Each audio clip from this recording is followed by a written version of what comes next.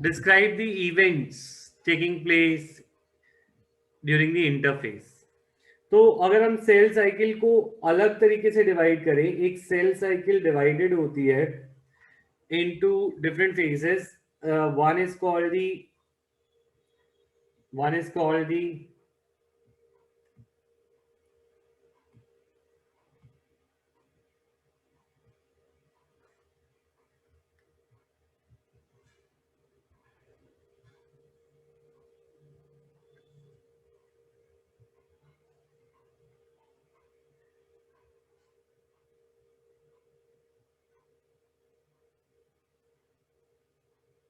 देखो, एक cell cycle divided होती है into two phases. 95% of the time cell cycle lasts in interphase.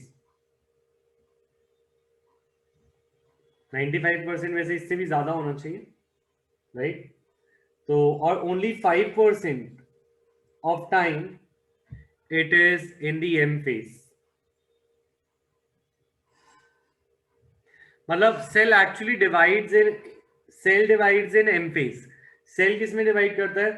Cell divides in M phase, but 95% of time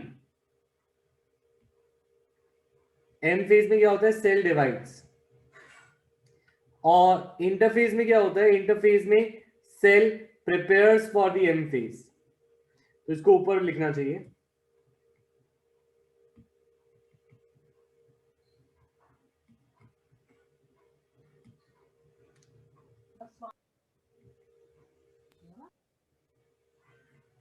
देखो, interphase में cell prepares itself for division,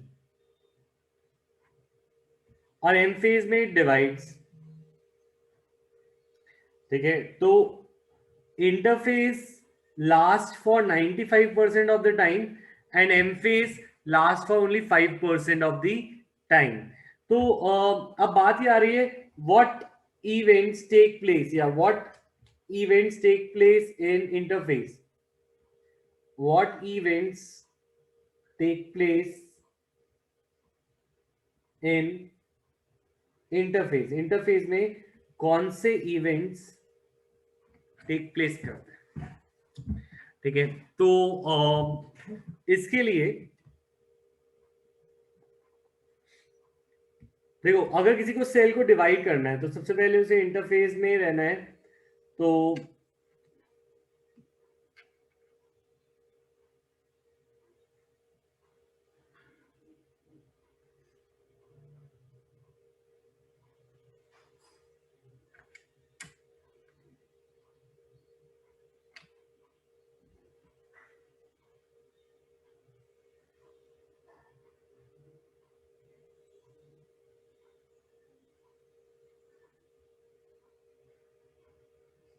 it is not written here in CRT.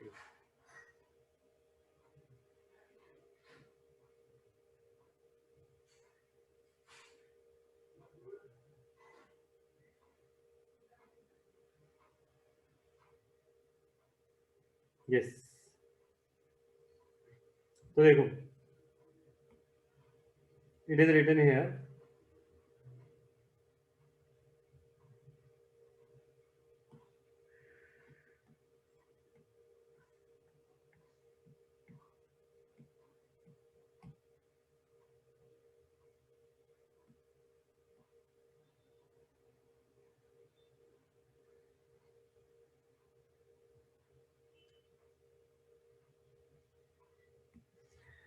देखो, what events takes place in interface. तो interface itself is divided into three phases. interface को खुद हमने different phases में divide कर रखा है.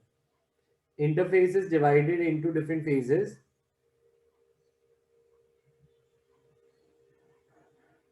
One is called the G1 phase. Second is called the S phase.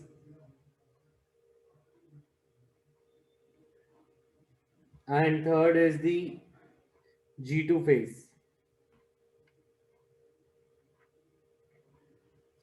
So a G1 phase is called the gap 1. G2 is the gap 2. It is not visible on screen. 1 second.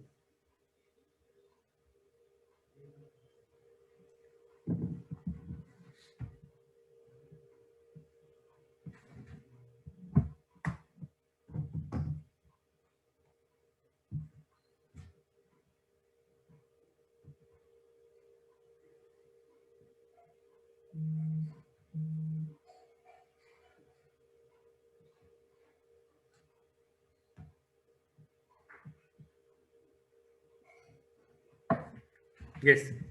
तो मैं क्या कर रहा था? हाँ, तो gap 1, G1 is called the gap 1 phase, G2 is called the gap 2 phase, and S phase is the synthesis phase.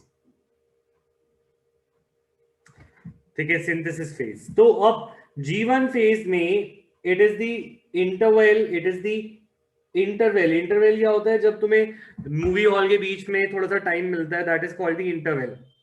जैसे तुम अपना लंच और खाने के सामान लेके आते हो, तो it is the interval between mitosis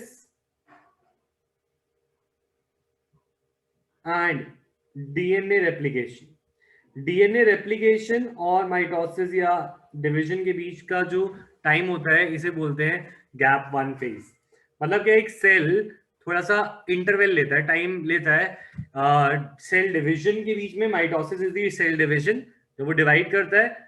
एक बार डिवाइड होते हुए आया, देखो एक सेल था, ये सेल था, ये सेल डिवाइड हुआ 2 पार्ट्स में. अभी थोड़ा रेस्ट करेगा, अभी किसमें आएगा? It will come in gap 1, G1. अब जब गैप 1 आगे हो गया, उसके बाद इट विल रेप्लिकेटेड डीएनए, अपने डीएनए को रेप्लिकेट करेगा. तो DNA replication actually takes place in the S phase. ठीक है, तो डीएनए का डिवीजन, डीएनए की कॉपी बनाना, क्योंकि पेरेंट से ऑफस्प्रिंग या पेरेंट सेल से डॉटर सेल पे पहुंचना है अगर हमें, तो डीएनए का सिंथेसिस, डीएनए की कॉपी बनाना जरूरी है. तो डीएनए सिंथेसिस टेक्स प्लेस,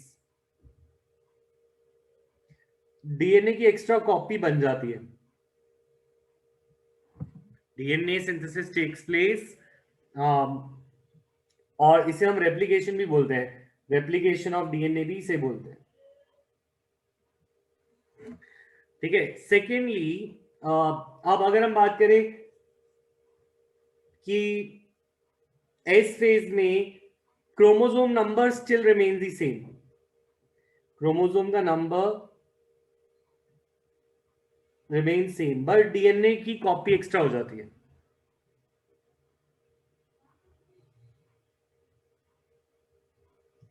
ठीक है, डीएनए एक्स्ट्रा हो जाता है, क्रोमोसोम नहीं होता. तो अब उसके अलावा गैप 1 के अंदर एक और पॉइंट था. गैप 1 के अंदर cell remains metabolically active. Cell जो होता है खाना पीना और एब्जॉर्प्शन और एक्सक्रीशन नॉर्मली करता है. तो सेल रिमेन्स मेटाबॉलिकली एक्टिव.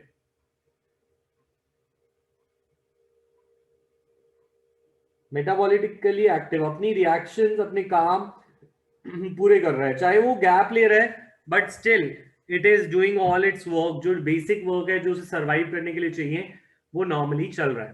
ठीक है. अब गैप 2 फेज पे आते हैं. अगर हम गैप 2 फेज, गैप 2 फेज में, अच्छा एक चीज और, एस फेज में इन एनिमल्स में थोड़ा सा अलग चीजें होती हैं. एनिमल के अंदर एक सेल ऑर्गेनील एक्स्ट्रा होता है, दैट इज सेंट्रियोल. तो एनिमल्स में centrioles duplicate during this stage only. Centriole duplicate during this stage. ठीक है.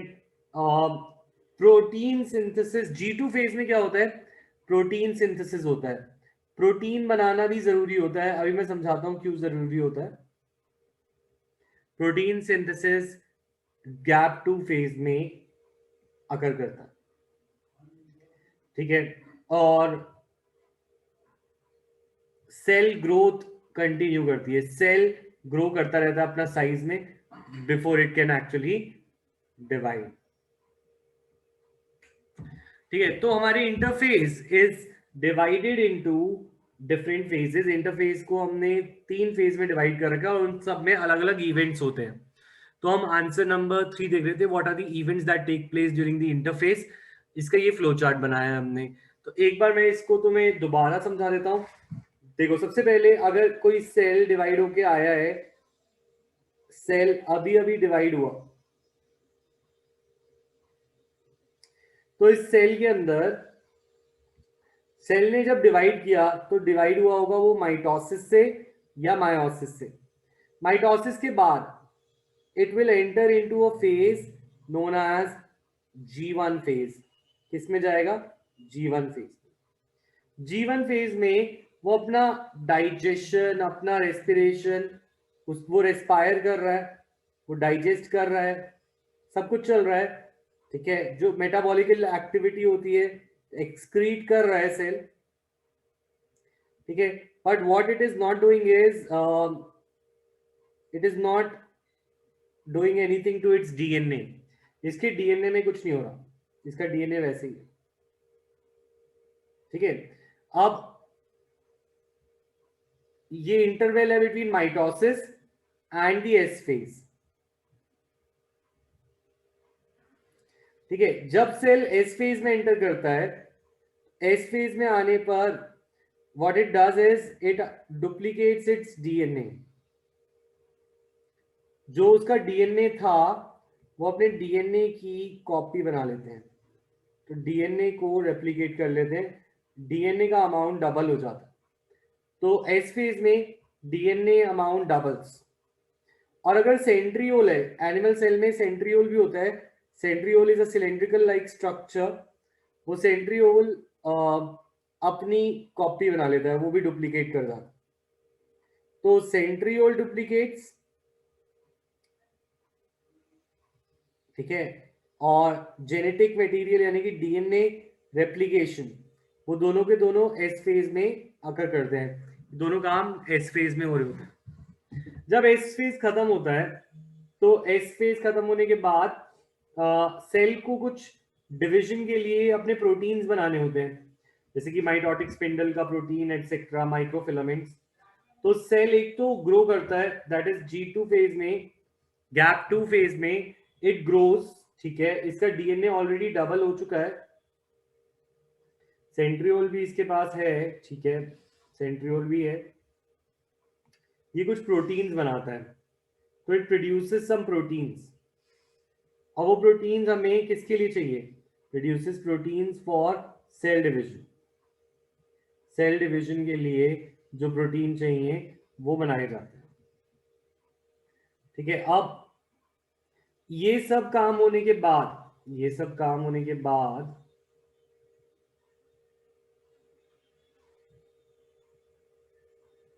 ये सारा का सारा स्टेजेस, इन तीनों स्टेजेस को मिला के हम बोलते हैं इंटरफेस। इन तीनों को मिला के क्या बोलते थे? We call it interface.